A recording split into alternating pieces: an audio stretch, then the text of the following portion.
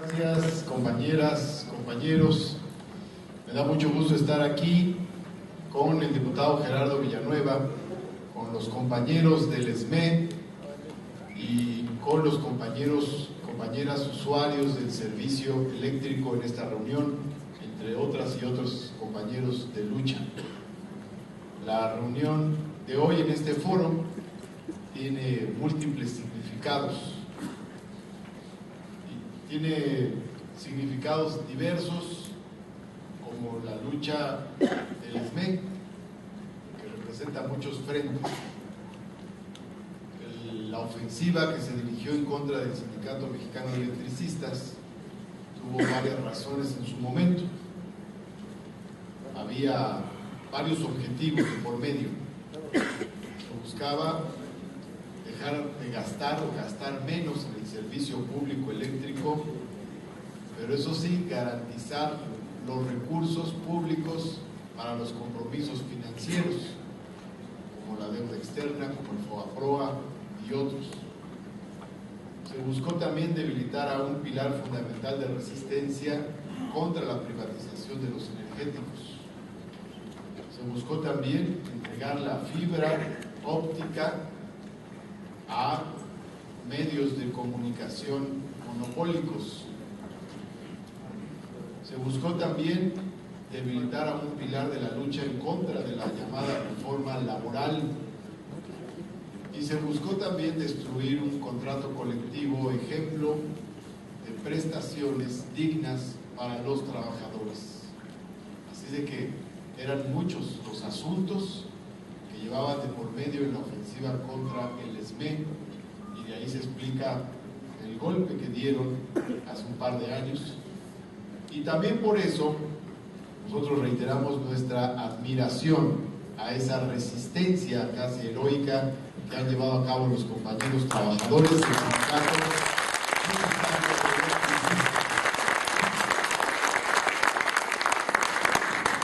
Qué bueno que siguen luchando, porque no hay otro horizonte de triunfo más que la perseverancia y la resistencia. Se dice ahora que resistir es existir en estos tiempos del neoliberalismo. Así es de que a mí me da mucho gusto que ha pasado el tiempo, y cuando el ESME convoca una movilización, ahí hay miles de trabajadores. Qué bueno que siga esta lucha. Es importante para los trabajadores del ESME, pero también es importante para muchos otros sectores del pueblo trabajador. Precisamente en estos días hemos estado ocupados en el tema de la reforma laboral, y aprovecho para informarles un poco al respecto. Reformaron la Constitución en la legislatura pasada para crear una figura que se llama iniciativa preferente, que le da al titular del Poder Ejecutivo la atribución de presentar una iniciativa que debe ser dictaminada en no más de 30 días por la Cámara correspondiente a donde esta fue enviada. Esto representa un retroceso grave, porque la preferencia la tiene el Poder Ejecutivo por encima del Poder Legislativo. La preferencia, de acuerdo a esta nueva norma constitucional, la tiene el titular del Poder Ejecutivo por encima de los más de 628 legisladores federales. Es completamente absurdo.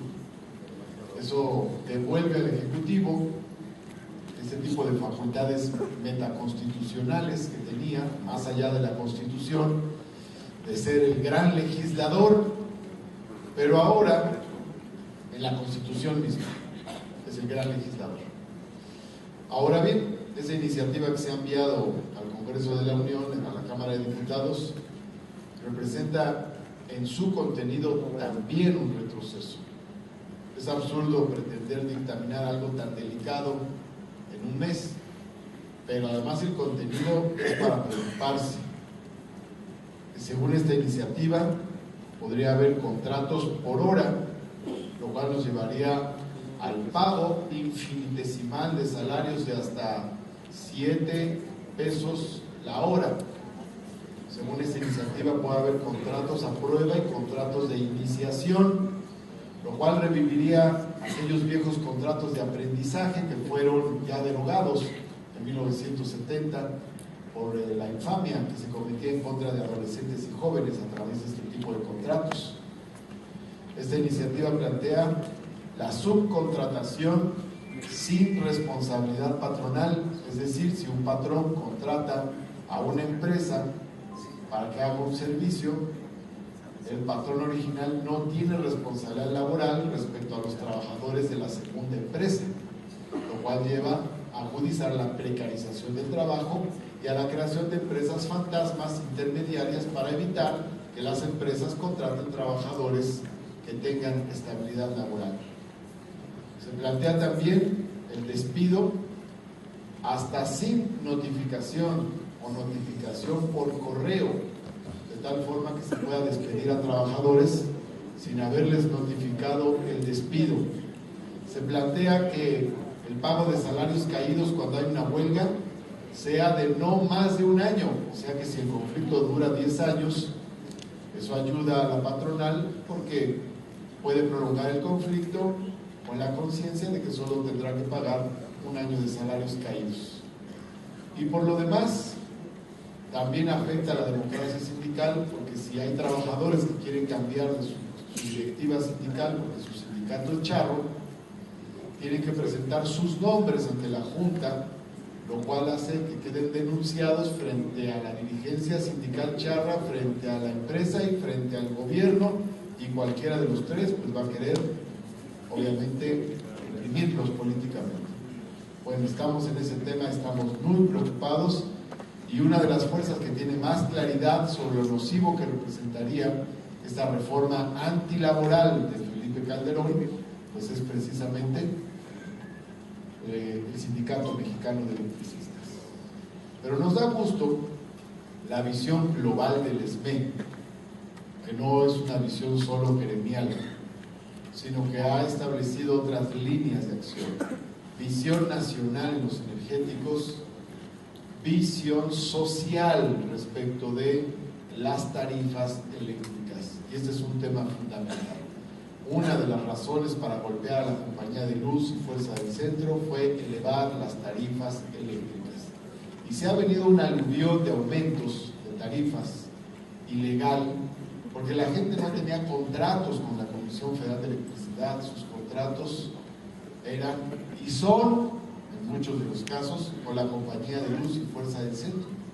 Si los contratos se hicieron con la Compañía de Luz y Fuerza del Centro, ha entrado otro actor ajeno al contrato que realizó el usuario y una empresa, que es otra empresa diferente, que es la Comisión Federal de Electricidad, ha entrado a establecer nuevas tarifas y con ello un alza generalizada del costo del servicio eléctrico para los usuarios.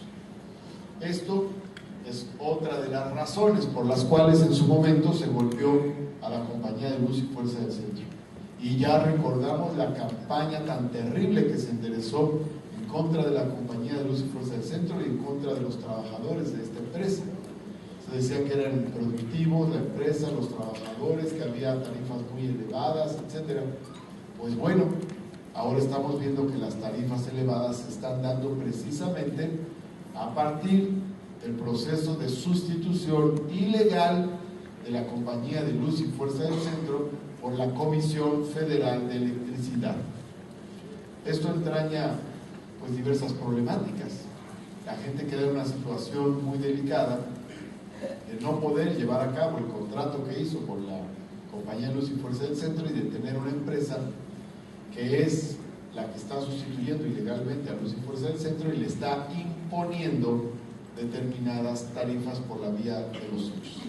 Aquí no importan las regiones ni las problemáticas sociales, sino lo que importa es que se aumenten las tarifas precisamente para garantizar que los recursos del Estado no sean para el servicio público o los servicios públicos, sino sean para otros fines como los que ya he mencionado. Nunca se deja de pagar, eso sí, a los banqueros del FOBAPROA, nunca se deja de pagar la deuda externa, ahí sí. Pero el apoyo para la población en una materia tan importante como esta, que es la energía eléctrica, esa sí puede estar en cuestión como lo está ahora. Esta situación nos lleva a una reflexión y nos lleva a buscar nuevos instrumentos jurídicos para garantizar el servicio público eléctrico, y nos lleva a una discusión de lo que significa el servicio público eléctrico y de lo que entrañan como ejercicios de derecho por la población. Al respecto, se han organizado diversas uniones y asociaciones de usuarios del servicio eléctrico. Esto es muy importante porque el servicio eléctrico en nuestro país es público. Afortunadamente sigue siendo público. Y eso ha sido producto de una batalla. Tuvimos una lucha, una confrontación en el sexenio pasado con el gobierno de Vicente Fox, que pretendió hacer una reforma a la Constitución para eliminar esta atribución exclusiva que tiene el Estado de distribuir la energía eléctrica. Ya en el gobierno de Salinas de Gortari, en el 92, se aprobó una ley del servicio público eléctrico que permite privatizar la generación de energía eléctrica. Y hay varias formas: la cogeneración, la autogeneración, los productores independientes que permiten generación de energía eléctrica privada. Eso nos ha llevado a que en nuestros días más del 40% de la energía eléctrica generada en el país sea privada. Poco a poco se dio una privatización de la generación de la energía eléctrica. Y esto ha llevado incluso a desastres. Por ejemplo, hay presas que se han desbordado por no utilizarlas para garantizarle la compra de energía eléctrica al productor independiente, muchas veces extranjero, y no utilizar la energía eléctrica producida por una empresa nacional. Esto es verdaderamente absurdo, es aberrante, es ilógico. Si la nación tiene una empresa que produce energía eléctrica, ¿por qué no se compra la energía eléctrica prioritariamente a esa empresa y se garantizan cuotas de compra a empresas extranjeras? Esto solo tiene que ver con un entreguismo que nada tiene que ver ni siquiera con la lógica del mercado, sino con los compromisos político-económicos que se han establecido a nivel internacional. Bueno, ahora se buscó en el sexenio de Vicente Fox privatizar la parte de la distribución. Todavía, y espero que no suceda, tenemos compañías extranjeras que estén llevando el servicio eléctrico a los hogares. El servicio eléctrico a los hogares lo ha llevado el Estado. Y ustedes recordarán tal vez, y si no, búsquenla, aquella película que se llama La Gran Venta. Es una película con ejemplos de varias privatizaciones en el mundo. Los ferrocarriles en Gran Bretaña, el agua en Bolivia, eso ya cambió, pero fue un ejemplo. La salud en un país de Asia y el tema de la electricidad en Sudáfrica. Cuando privatizan la electricidad, y me refiero aquí a la distribución, entonces muchas zonas populares se quedaron a oscuras completamente. No puedes pagar el servicio eléctrico, te lo cortamos, punto, porque la empresa privada vive de sus ganancias, y si no pagas el servicio eléctrico de acuerdo a las tarifas que ha impuesto la empresa privada, entonces te cortamos la energía. Cuando puedas pagar, la vuelves a contratar. Esto llevó a amplias franjas de zonas en Sudáfrica a la oscuridad completa. Aquella película es todo un documental en el que se puede comprobar cómo hay zonas oscuras, llega la noche y hay oscuridad, y la gente tiene que buscar otras vías en pleno siglo XXI para tener electricidad. Sería entonces una aberración que el servicio público eléctrico, que la distribución de la electricidad a los hogares se privatizara, pues que esto ocasionaría que muchas personas, muchas familias no tuvieran electricidad. Hoy, en nuestros días, podría vivir una familia en condiciones de dignidad sin electricidad. Obviamente que no. La electricidad es un servicio básico para la vida cotidiana en cualquier hogar. La electricidad significa luz en los hogares y en las casas. La electricidad significa tener muchas veces, dependiendo de las características tecnológicas, posibilidad de calentar los alimentos para poderlos ingerir. La electricidad significa servicios que ya son considerados parte de la canasta básica, como tener refrigerador, tener plancha, tener televisión, para poner algunos ejemplos. La electricidad significa tener la posibilidad de utilizar una computadora, incluso una portátil, porque esa se recarga con electricidad.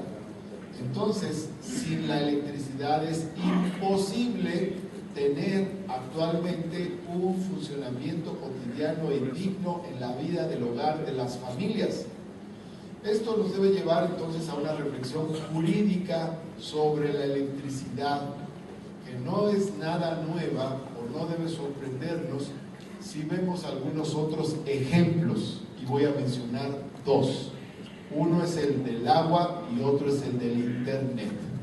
El agua se considera un derecho humano, y si el agua se considera un derecho humano es porque es vital para la vida, para el funcionamiento cotidiano de la sociedad, para el funcionamiento de las familias y para la dignidad de las personas. La vida es el agua, es alimento, pero el agua también es salud, el agua es higiene, el agua es bienestar, el agua es un confort, es decir, el agua tiene una gran cantidad de virtudes. Esto resulta más o menos obvio: sin agua no hay vida. Se entiende de manera muy lógica que sea un derecho humano, y el tema ha ido avanzando cotidianamente y se ha ido haciendo una parte de un nuevo sentido común sobre los derechos humanos. Pero hay otro caso muy interesante, que es el del internet. Y el internet actualmente, el acceso a esa red universal cibernética, se considera ya un derecho humano en algunos países mediterráneos de Europa. Si estamos hablando de que el internet es un derecho humano, el agua es un derecho humano, pues entre ambos, en una escala de usos por parte de la población, se encuentra la electricidad. Si el internet es vital, porque se considera básico para una comunicación universal y para el goce de servicios de recreación y de una comunicación elemental en nuestros días, pues la electricidad es indispensable incluso para poder acceder al internet. Entonces, el tema de la electricidad como un servicio público que se considere un derecho humano cobra actualidad y cobra fuerza, y nos da un nuevo elemento sobre el tema de las energías, sobre las diversas energías, en este caso la energía eléctrica, para considerarse en la discusión jurídica de avanzada de nuestros días. Esto quiere decir entonces que consideramos que la electricidad debe ser un derecho social, debe ser un derecho humano, debe ser un derecho de las familias, de tal forma que los legisladores que estamos presentes en esta mesa queremos hacer este compromiso con ustedes, o decir públicamente que presentaremos las iniciativas legislativas necesarias para que comience este debate y se considere la electricidad como un derecho humano, de tal forma que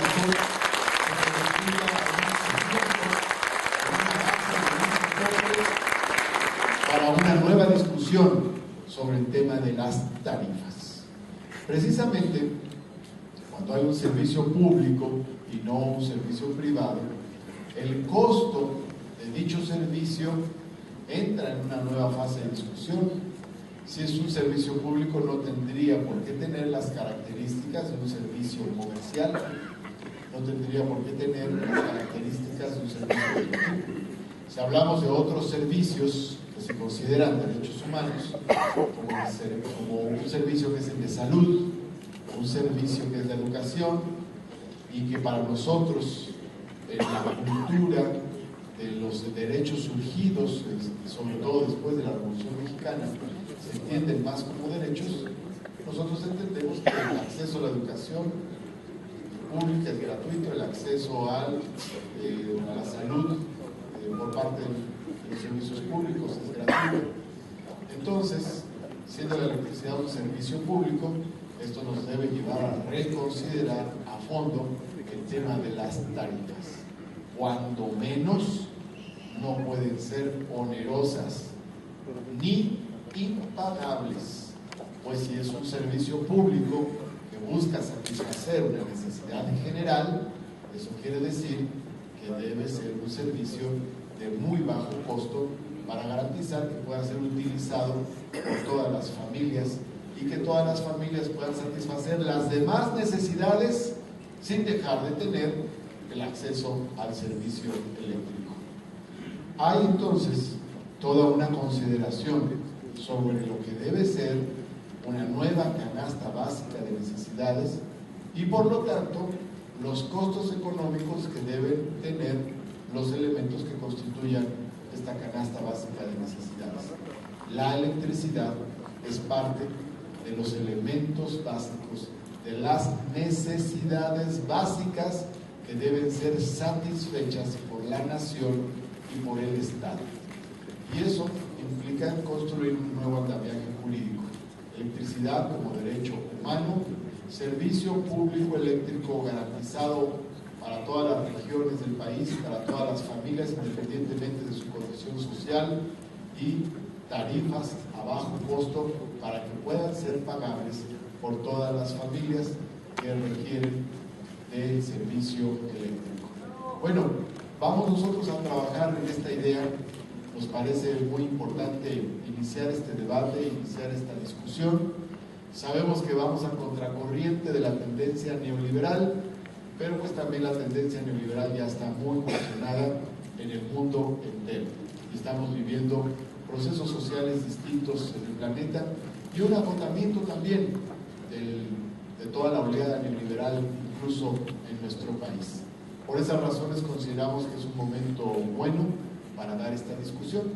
Y esto significa que si los energéticos son de la nación, que si en nuestro esquema constitucional los energéticos tienen una preeminencia nacional, pues entonces esto se debe reflejar en el acceso a los energéticos por parte de la población. Es completamente contradictorio que los energéticos sean de la nación y el gas doméstico es caro. Es completamente contradictorio que los energéticos sean de la nación y la gasolina tiene un aumento cada mes. Es completamente contradictorio que los energéticos son de la nación y la electricidad se está constituyendo en un servicio que es cada vez más difícil de pagar. Por esas razones, consideramos, cuando hablamos de la defensa de los energéticos, que se debe considerar que la nación somos nosotros. El Estado no es la nación. En todo caso, el Estado es el poder que administra recursos de la nación. Pero la nación, pues somos todos los consumidores de esos energéticos que nuestra Constitución marca son de la nación. Por lo tanto, defender los energéticos para la nación es defender también el acceso económico de las familias a los diversos energéticos de nuestra nación. Ahora, los más conocidos como el petróleo, como la electricidad, como los derivados diversos del petróleo, y en lo futuro también los energéticos alternativos que surjan a partir de otro tipo de tecnologías que se van a desarrollar, como la energía solar o la energía eólica y otras. Compañeras y compañeros, el día de hoy en este foro hacemos un compromiso con las usuarias y usuarios y con los compañeros sindicalistas de la electricidad de promover en la Cámara de Diputados las iniciativas correspondientes para que el acceso al servicio de la electricidad se considere un derecho humano. Muchas gracias por la atención. Buenas tardes. Mi nombre es María Idalia Castro. Vengo de la Asociación Nacional de Usuarios de Energía Eléctrica de la Delegación Álvaro Obregón. Me pareció perfecto que se quiera hacer ese derecho a nivel constitucional, pero analizando todos nuestros derechos que tenemos, ninguno ha sido cumplido por parte del gobierno federal. En primera, tenemos el problema tenemos el derecho de trabajar, y con el decreto ilegal de Felipe Calderón dejó a muchísimos miles de personas de un día para otro sin trabajo. La Profeco nosotros tenemos el derecho que la Profeco nos atienda nuestras quejas lo más pronto posible. Estamos tardando hasta 1 año, 6 meses para que nos regresen nuestro documento ya en trámite. CFE tiene la obligación de respetar esa queja que está ya en trámite y no nos puede hacer ningún daño en nuestra propiedad, porque es nuestra propiedad privada. No nos puede amenazar, porque nadie en este país nos puede amenazar, y llegan prepotentes tratando de intimidar, entran a nuestras casas, rompen los medidores para obligarnos así a cambiarlos. La tarifa, nosotros tenemos el derecho de que nuestras tarifas sean las justas. En no sé cómo se le puede llamar, de un recibo a otro ya llega un recibo con un monto de 195,000 pesos, cosa que ni siquiera tenemos 60 días en ese periodo. Eso también lo tenemos como derecho, una tarifa justa, una tarifa real, no estimada, no inventada, y no nos están haciendo caso. Todos esos son nuestros derechos, todos esos los tenemos como contemplados ya en nuestras leyes, pero nosotros estamos indefensos ante la creciente inseguridad, ante la creciente forma de hacer las cosas. Estamos temerosos porque a las mujeres nos están tratando como delincuentes por no pagar, y eso, nosotros tenemos los derechos, sabemos nuestros derechos, pero los hombres de CFE llegan y nos cortan la luz del poste y todavía se burlan de nosotros diciendo que no se van a llevar el cable, nada más no lo cortaron. Eso es una burla, esos son nuestros derechos pisoteados. Ahora, yo por decirle a una señora que lo que estaba haciendo uno de CFE al entrar a irrumpir en su hogar era un delito, me persiguieron por toda la colonia con una camioneta de CFE.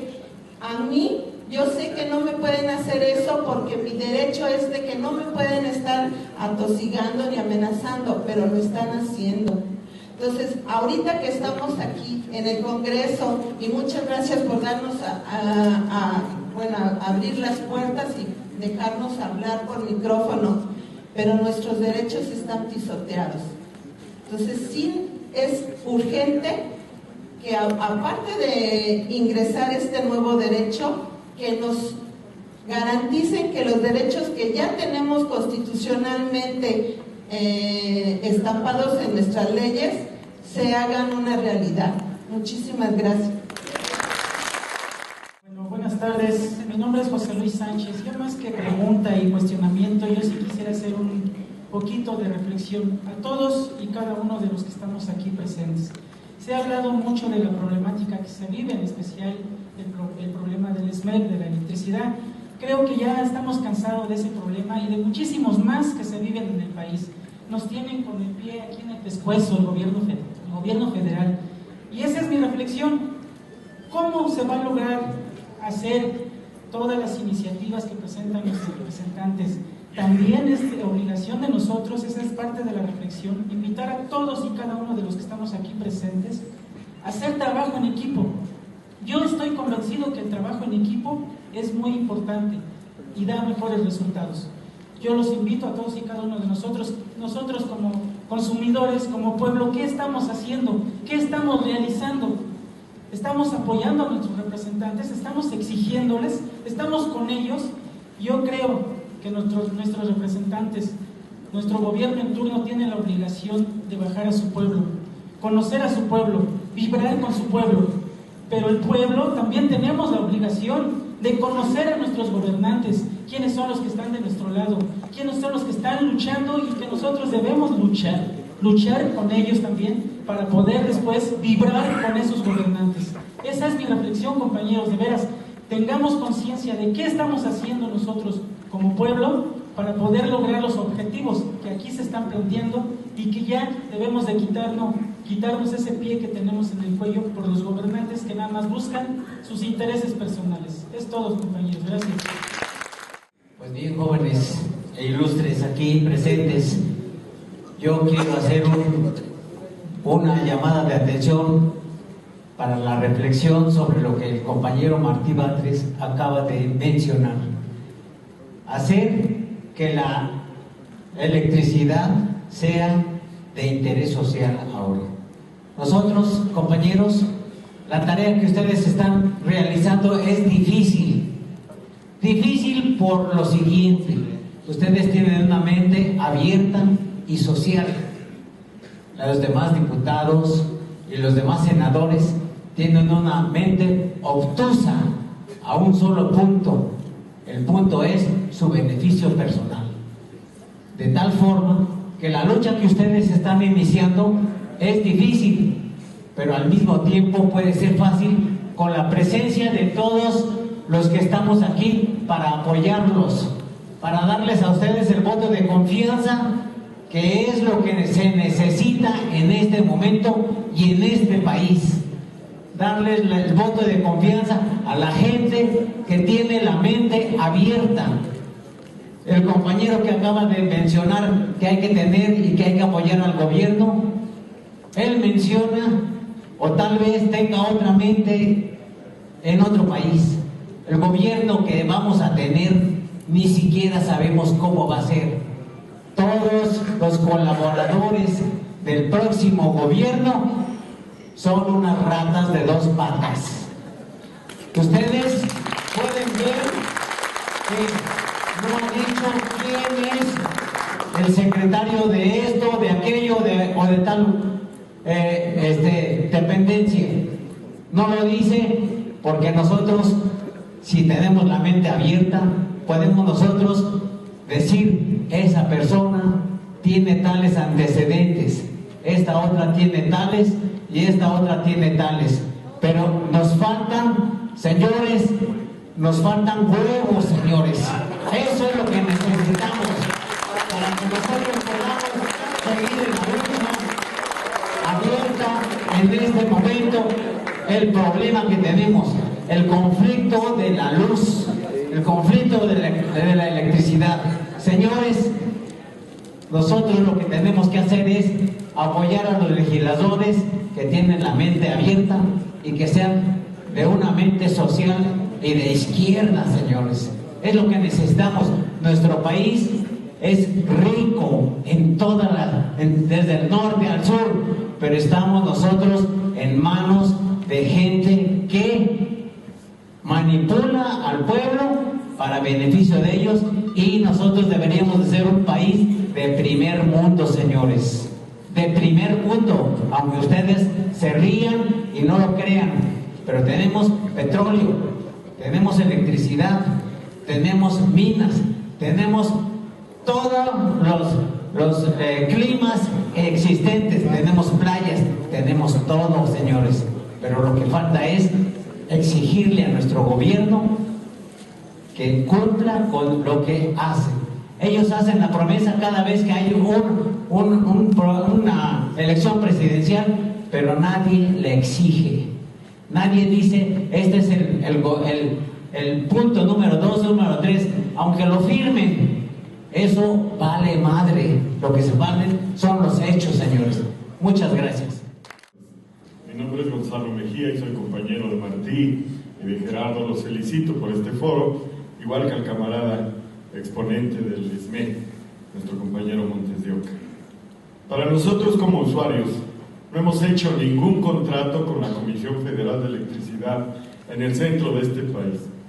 Y por lo tanto, ese es el primer elemento violatorio de nuestros derechos como usuarios en el centro del país, de varios estados de la República. Somos más de 30 millones. En ese sentido, yo creo que es una cuestión de que seamos convocados, todos sin excepción, porque son unos cuantos los que han hecho la defensa como usuarios, pero somos más de 30 millones de habitantes de este país que teníamos el servicio de la Compañía de Luz y de Fuerza y del centro, no de la Comisión Federal de Electricidad. Principio violado por FECAL, punto, dañando al Sindicato Mexicano de Electricistas. Por otro lado, el Sindicato Mexicano de Electricistas es un ente con más de 95 años de vida y por lo tanto tiene un derecho constitucional a su vida democrática y el derecho al trabajo de los 44,000 afectados y todos los jubilados y pensionados que son de ese sindicato. Por lo tanto, yo veo la posibilidad constitucional de que si estos señores que van a entrar al gobierno no crean el patrón sustituto, se piense muy seriamente desde esta Cámara y del propio sindicato en la creación de una empresa social, como lo marca el artículo 25 constitucional, que le da derecho a la apropiación de los medios de producción y del producto de su trabajo a los trabajadores.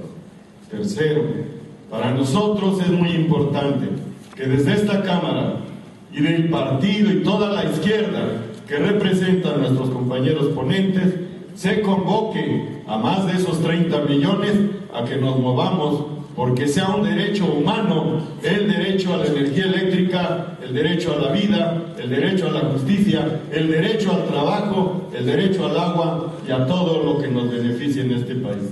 Gracias, es cuanto. Buenas tardes. Creo que lo ideal sería que se renacionalizara la industria eléctrica. Yo lo veo muy difícil por los compromisos que tiene CFE con las empresas privadas. Aquí a lo mejor lo que harían ustedes para tener una tarifa social hacia nosotros sería que se le otorgara un mayor presupuesto para el subsidio. La pregunta es, ¿de dónde van a sacar ese presupuesto? ¿Le van a quitar presupuesto a la educación, al seguro social? ¿De dónde va a salir ese dinero? Yo tengo entendido que ahorita a Guerrero le dieron 50,000 millones de pesos para pagar los adeudos que tienen con Comisión Federal. Pero ¿por qué ese dinero no lo destinan para hacer escuelas, para hacer hospitales? Aquí lo ideal sería que se renacionalizara la industria eléctrica. ¿Qué es lo que tienen pensado ustedes hacer? Bueno, pues todo lo que se ha dicho aquí en este foro creo que es muy importante.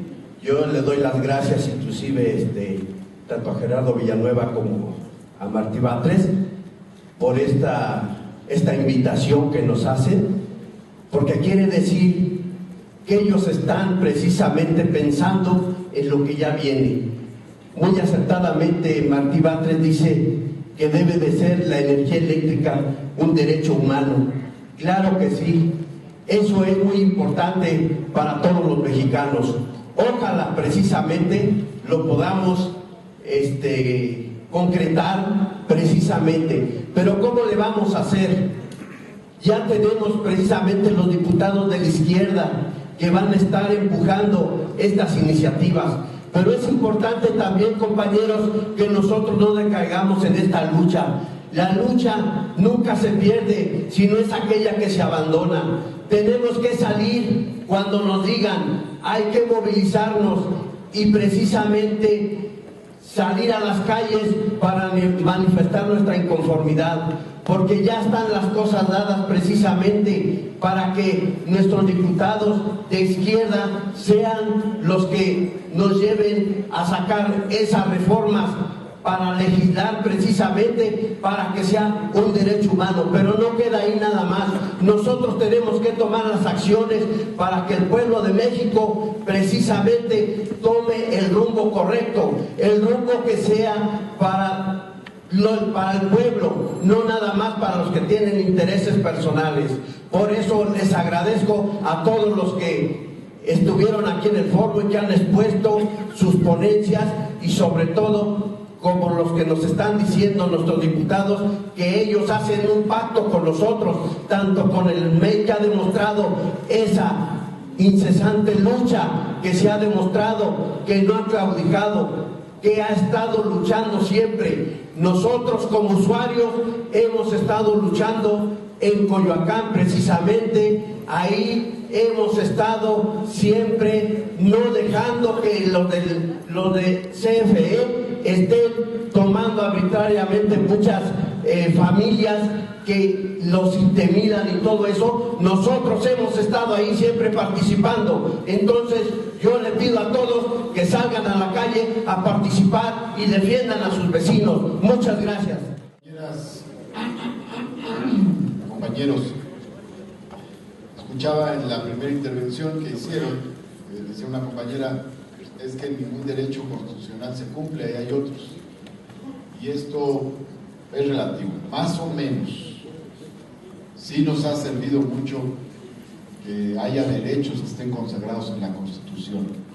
Les voy a poner un ejemplo que a muchos nos tocó vivir. Cuando se pretendió que en la UNAM se cobraran colegiaturas como si fuera una universidad privada, los estudiantes que luchamos entonces, en el año de 1986, salimos a la calle y nuestro reclamo era, nuestra bandera era señalar que la Constitución decía a la letra: toda la educación que imparta el Estado será gratuita. Eso fue fundamental para poder ganar esa batalla. Si eso no estuviera en la Constitución, difícilmente se hubiera ganado esa lucha. Eso no quiere decir que todo lo que diga la Constitución ya existe en la realidad. Hay muchos derechos que no se han cumplido y otros a medias.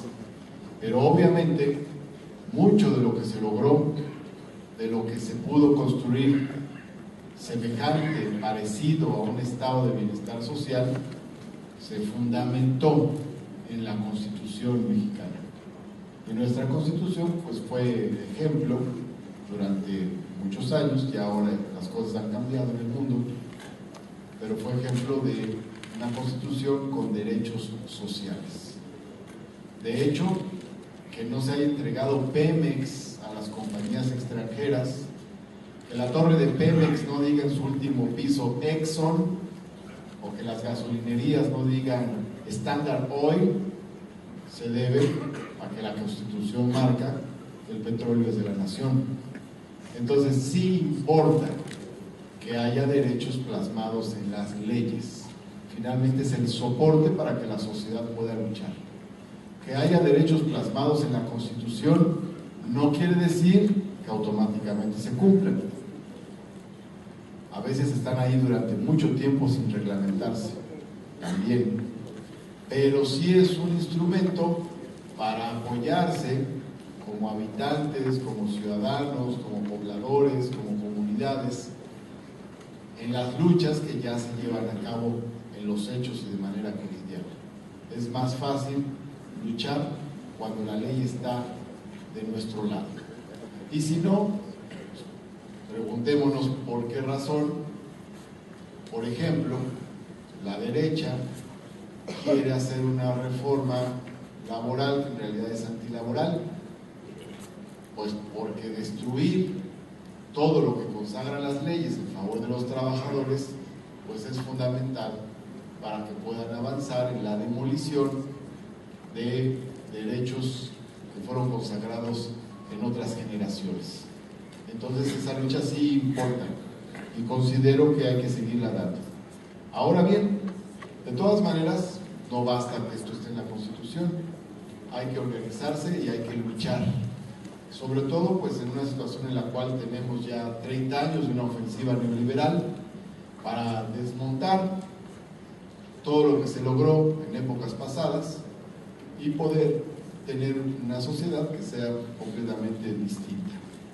Hay que luchar además porque si no, la corriente neoliberal que tiene anclaje en una situación internacional, pues va a arrasar por lo poco de derechos que nos queden como mexicanos. Entonces sí hay que organizarnos, hay que luchar, esa es la cuestión fundamental para ello. Yo creo que por lo demás las luchas que ustedes han estado dando ya han tenido repercusiones. Aparece en los medios de comunicación que hay usuarios que se organizan, que van a la CFE, que hablan con autoridades, que negocian otras tarifas. Hay, yo lo sé, colonias y pueblos donde se ha logrado que bajen las tarifas a partir de la lucha organizada de colonos de estas regiones. Así de que sí hay resultados cuando hay organización y cuando hay lucha. Y por último, en tercer lugar, un compañero nos pregunta que de dónde saldrán los recursos para apoyar el servicio público eléctrico. Pues hay muchas cosas que apoyar. Pues nuestro país sí tiene recursos, el problema es su distribución. ¿Cómo no va a tener recursos?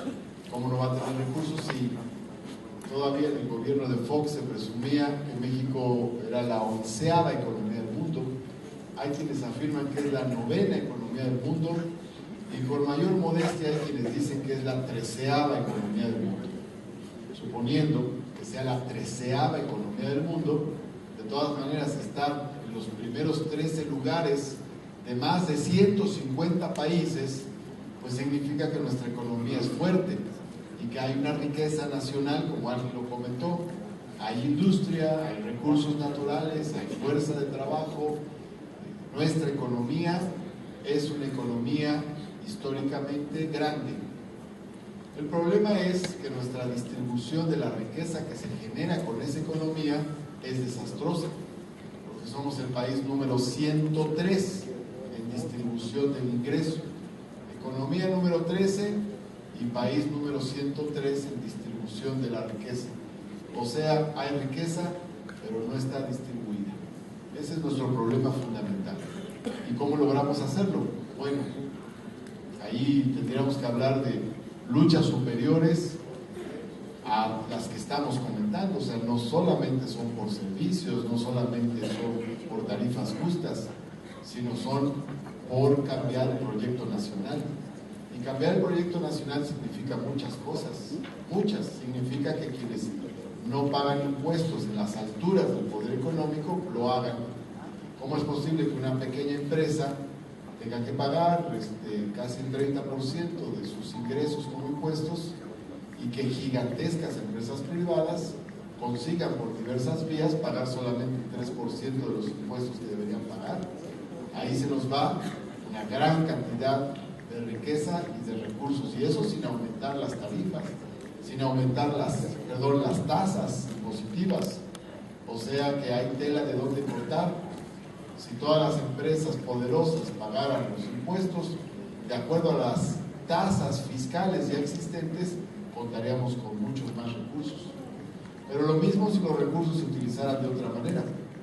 Ya se ha hecho el cálculo de que con un plan de austeridad llevado a fondo en el país se podrían ahorrar 300,000 millones de pesos, y esos recursos podrían servir para satisfacer necesidades de diverso tipo, entre otras estas de las que estamos hablando en nuestros días.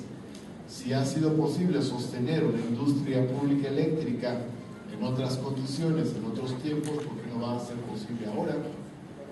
Si se supone que el país ha seguido creciendo. Entonces, sí hay recursos para poder financiar estas necesidades.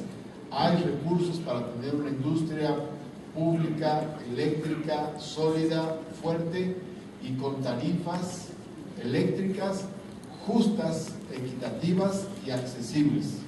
El país cuenta con esos recursos, pero vamos distribuyéndolos de otra manera, de tal forma que esos recursos sirvan para satisfacer otras necesidades.